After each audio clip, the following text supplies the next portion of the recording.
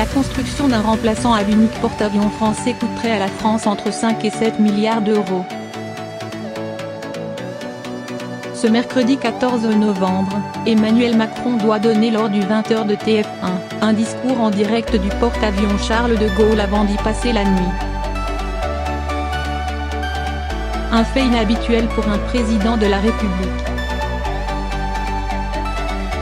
Après 18 mois de travaux de rénovation qui ont coûté plus d'1 milliard d'euros, le navire de guerre mouille de nouveau au large de Toulon. Fort de ses 262 mètres de long, ce vaisseau peut emporter 40 aéronefs, dont 30 Rafales. Le porte-avions français est le seul à propulsion nucléaire en Europe. Pour l'Élysée, le Charles de Gaulle est un outil de puissance politique et une garantie de souveraineté. Un porte-avions fait 100 000 tonnes de diplomatie, aimait répéter le diplomate américain Henry Kissinger. À partir du premier trimestre 2019, la figure de proue de la Marine nationale se rendra dans l'océan Indien. Pendant ce temps, la conception de son successeur est déjà à l'étude. Cette phase d'étude durera 18 mois et s'achèvera en 2020.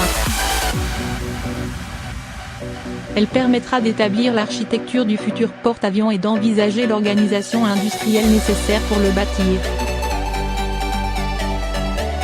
Les technologies et l'environnement stratégique changent, on ne peut pas reproduire ce qu'on a conçu au siècle dernier, souligne au Parisien, Bertrand Dumoulin, porte-parole de la Marine. Les experts estiment que la construction d'un tel navire coûterait à la France entre 5 et 7 milliards d'euros. Mais pour avoir un porte-avions disponible en permanence, il faudrait en construire un deuxième. La raison, des travaux de maintenance réguliers est nécessaire au bon fonctionnement de ce type de vaisseau. Ce qui ferait grimper la facture encore davantage. Est-ce que ça vaut le coup plutôt que de se consacrer au renforcement des équipements ? S'interroge l'ancien colonel Michel Goya pour le Parisien. Au-delà de l'aspect logistique et technique, le prix sera donc aussi un facteur important.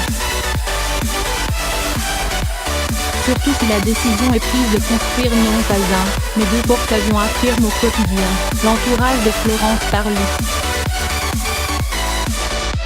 L'avenir de la puissance maritime française se jouera donc en 2020.